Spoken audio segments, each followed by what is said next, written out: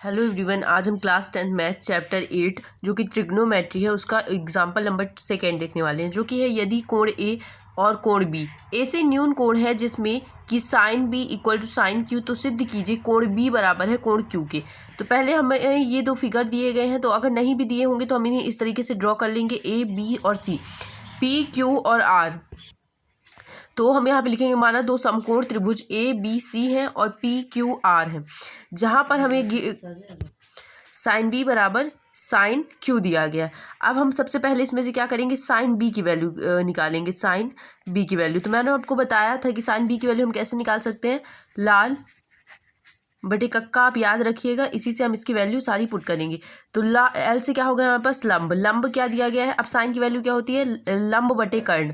Cos की क्या होती है, आधार बटे कर्ण। और टेन की क्या होती है, लंब बटे आधार। और इसी का हम उल्टा कर देंगे तो हमें किसकी मिल जाएगी, कॉसिक की, सेक की और कॉट की। ठीक है, तो साइन बी की वैल्यू क्या है हमारे पास, लंब बटे कर्ण, लंब बटे कर्ण। तो यहाँ पे आपको लंब कौन सा दिख रहा है, बी वाले त्रिभुज में हमें लंब दिख रहा है, तो बी वाले त्रिभुज में हमें लंब दिख रहा है ए सी, अपॉन कर्ण क्या दिख रहा है, इसमें ए बी दिख रहा है, ए बी। ये आ गया हमारे पास। अब हमें साइन क्यू निकालना है, साइन क्यू भी हम कैलकुलेट कर लेते हैं। तो साइन क्यू आपको पता होना चाहिए, हम क्यू वाले त्रिभुज में देखेंगे। तो लंब क्या है इसमें, लंब है पी अपॉन आर, और कर्ण क्या है हमारे पास, पी क्यू है। ठीक है, हमने ये दोनों चीज़ कैलकुलेट कर ली। अब हमें क्या करना है, ये दोनों अगर साइन बी बराबर साइन क्यू है तो इसलिए चूँकि साइन बी बराबर साइन क्यू है, इसलिए सॉरी यहाँ पे इसलिए का सिंबल लगाएंगे, इसलिए ए सी अपॉन ए बी जो है बराबर होगा किसके, पी आर बटे पी क्यू के। ठीक है, अब हम इन दोनों के इक्वल टू के में क्या मान लेते हैं, A C upon A B equal to P Q P R बटे P Q equal to K मान लेते हैं। अगर हम इसे पक्षांतरित करना चाहे तो कर सकते हैं, बिल्कुल, इसको इस तरफ भेज सकते हैं, इसको इस तरफ भेज सकते हैं, तो उसमें कोई दिक्कत नहीं होगी। तो हम क्या करेंगे, A C upon P R को आप इधर पक्षांतरित कर लीजिए इक्वल टू, और पी आर की जगह हमारे पास क्या चला जाएगा, A B upon P Q equal to K. इसको इक्वेशन फर्स्ट दे दीजिए आप, ये इतना हमारा क्या हो गया, इक्वेशन फर्स्ट हो गई। अब हमें क्या करना है, हमें इसमें से पाइथागोरस का प्रयोग करेंगे। अब हम इसमें पाइथागोरस प्रमेय लगाकर, तो यहाँ हम पाइथागोरस लगाएंगे। तो पाइथागोरस प्रमेय हमारे पास क्या होती है, कर्ण का स्क्वायर इक्वल टू लंब का स्क्वायर प्लस आधार का स्क्वायर।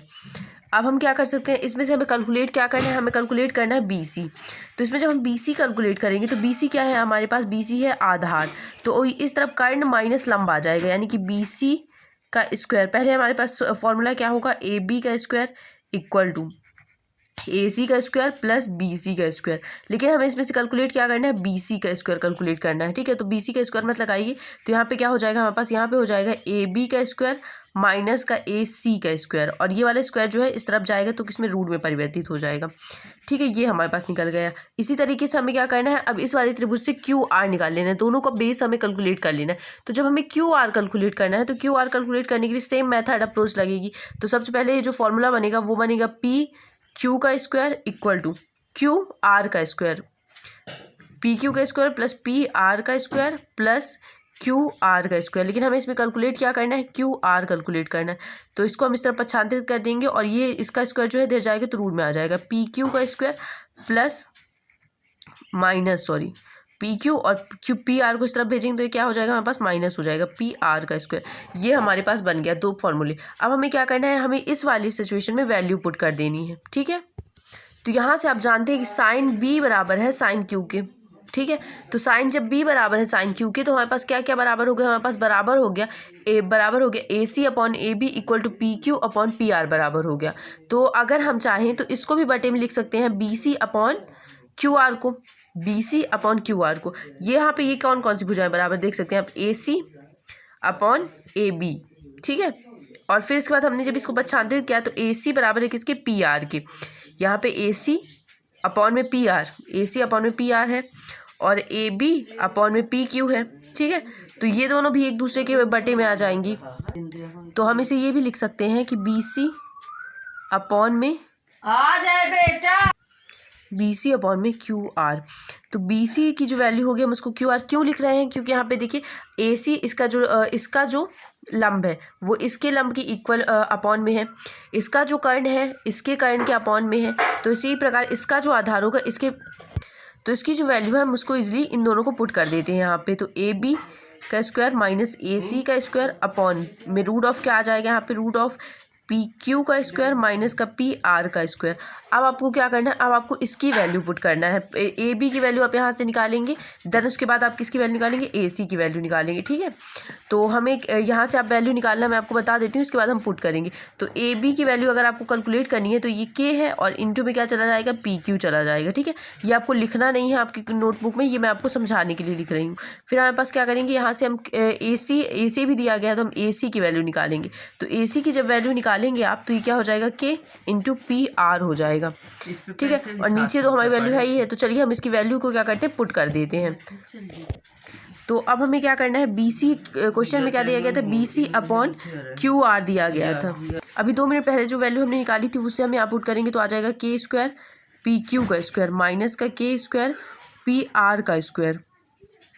अपॉन में क्या था आपके पास, अपॉन में था रूट ऑफ पी क्यू का स्क्वायर माइनस का पी आर का स्क्वायर। अब इसमें से आप के को कॉमन निकालेंगे, इसको इस तरीके से सॉल्व करेंगे, रूट ऑफ के स्क्वायर को कॉमन निकाल लीजिए दोनों से, तो पी क्यू का स्क्वायर माइनस का पी आर का स्क्वायर और रूट ऑफ अंदर नीचे क्या बच जाएगा, पी क्यू का स्क्वायर माइनस का पी आर का स्क्वायर। अब के स्क्वायर है तो के क्या हो जाएगा हमारे पास, बाहर निकल आएगा, अंदर क्या बचेगा, रूट ऑफ पी क्यू का स्क्वायर माइनस का पी आर का स्क्वायर अपॉन रूट में क्या बचा हमारे पास, पी क्यू का स्क्वायर माइनस का पी आर का स्क्वायर। इससे इसको आप कैंसिल आउट कर दीजिए तो ये हमारे पास इक्वेशन 2 बन जाएगी, क्या, B C upon Q R equal to K equation second है ये हमारे पास, इक्वेशन फर्स्ट एंड सेकेंड से।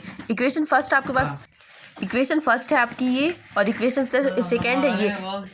इक्वेशन फर्स्ट और सेकेंड से क्या हो जाएगा हमारे पास इक्वल था ए सी अपॉन में P R equal to A B upon में पी क्यू, और के की वैल्यू क्या निकाली हमने, B C upon Q R. अतः ये तीनों चीज़ें जब बराबर हो गई तो हमारे पास जो हमारा त्रिभुज ए सी बी सर्वांगसम हो जाएगा त्रिभुज पी आर क्यू के। ठीक है, ये दोनों एक दूसरे के सर्वांगसम हो गए। अब जब ये दोनों सर्वांगसम हो गए तो कोण बी बराबर हो जाएगा कोण क्यू के। ठीक है, जब दो त्रिभुज सर्वांगसम होते हैं तो उनके सम्मुख भुजाएं जो होती हैं वो बराबर होती हैं। तो इस तरीके से क्या हो गया, हमारे पास बराबर हो गया। आई होप आपको ये समझ में आया होगा, जहाँ नहीं समझ में आया तो आप कमेंट करके पूछ लीजिएगा।